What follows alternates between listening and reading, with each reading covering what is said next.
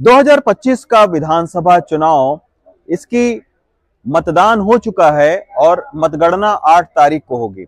लेकिन उससे पहले जो एग्जिट पोल के नतीजे आए हैं, क्या यही एग्जैक्ट पोल में भी तब्दील होगा, ये अभी कहना मुश्किल है। लेकिन एग्जिट पोल में ज्यादातर आप समझिए कि 80% जो एग्जिट पोल की एजेंसियां हैं वो भारतीय जनता पार्टी को ज्यादा सीटें दे रही हैं और ये कह रही हैं कि भारतीय जनता पार्टी के 27 साल का जो सत्ता का वनवास है वो खत्म हो सकता है और दिल्ली में वो सरकार बना सकती है।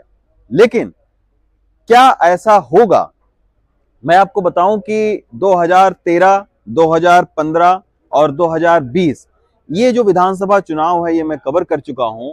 2013, 2015 और 2020 के एग्जिट पोल के नतीजे क्या थे? दरअसल 2020 में तो करीब करीब सारे ही एग्जिट पोल की एजेंसियों ने आम आदमी पार्टी को 60 से ज्यादा सीटें दी थी और वही हुआ, आम आदमी पार्टी को 62 सीटें मिली। 2015 के एग्जिट पोल में भी आम आदमी पार्टी को बहुत सारी सीटें दी गई थी, यानी कई सारी एजेंसियां उनको 40 से 50 के बीच में सीटें दे रही थी, लेकिन हुआ क्या, उनको 68 सीटें मिली। 2013 का जो विधानसभा का चुनाव था वो बहुत रोचक था। 2013 पहली बार आम आदमी पार्टी ने 2013 का चुनाव लड़ा और 2013 के चुनाव में एग्जिट पोल के जो नतीजे थे उसमें बहुत ही त्रिकोणीय मुकाबला था, क्लोज फाइट थी। उसमें भी एग्जिट पोल में 2013 में दिखाया गया था कि भारतीय जनता पार्टी को 34 से 36 सीटों के बीच में इनको जो है वो इनके उम्मीदवार जीतेंगे। कांग्रेस को भी इसी तरीके से दिखाया गया था कि 20 से 24 सीटों पर कांग्रेस जीत सकती है। आम आदमी पार्टी को सबसे कम नंबर दिए गए थे, लेकिन हुआ ये कि भारतीय जनता पार्टी का जो रथ है, विजय रथ, वो 2013 में 31 सीटों पर रुक गया था। 24 सीटें जो है वो आई आम आदमी पार्टी को और 8 सीटें आई कांग्रेस को। तो मैं 2013 के विधानसभा के चुनाव में इसी 14 पंथ मार्ग पर मौजूद था और उस समय प्रदेश अध्यक्ष हुआ करते थे विजय गोयल।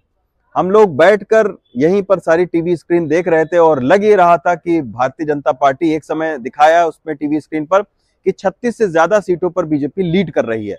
उसके बाद में क्या हुआ, तमाम सारे समर्थक आ गए, ढोल नगाड़े यहाँ बजने शुरू हो गए, मिठाइयाँ जो है उसको ऑर्डर हो गया। लेकिन पता लगा कि दोपहर के बाद तक आते आते भारतीय जनता पार्टी का आंकड़ा जो है वो 31 पर आकर टिक गया और इसके बाद में 8 जो है वो कांग्रेस के विधायक जीते थे।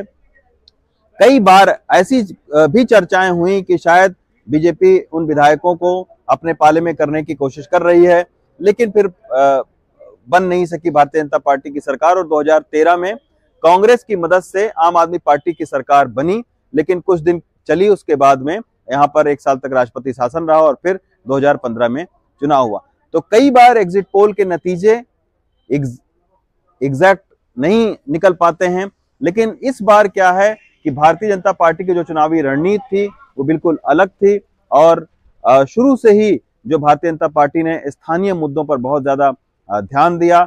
2020 में मुझे याद है कि भारतीय जनता पार्टी के चुनाव प्रभारी जो थे प्रकाश जावड़ेकर, उन्होंने कहा था कि हम राष्ट्रीय मुद्दों पर दिल्ली विधानसभा का चुनाव लड़ रहे हैं और फिर हुआ क्या कि दिल्ली विधानसभा चुनाव में उनको महज 8 सीटें मिली थी। तो नई रणनीति के साथ में भारतीय जनता पार्टी ने ये चुनाव पूरा लड़ा है। एक आक्रामक सियासी उनकी रणनीति थी। तमाम सारे जो विवादास्पद मुद्दे हैं, जैसा 2020 में नारों के ऊपर में तमाम सारी बातें हुई, गोली मारने की बात हुई, हिंदू ध्रुवीकरण करने की बात हुई, लेकिन इस बार बीजेपी ने उन सारे मुद्दों से अपने आप को अलग रखा। कोई कंट्रोवर्सी क्रिएट ना हो, इसके लिए तमाम सारे रमेश बिधूड़ी समेत जितने भी उस तरीके के नेता हैं उनको समझाया गया कि आप संवेदनशील मुद्दों पर इस तरीके के तल्ख जो है बयानबाजी न करें।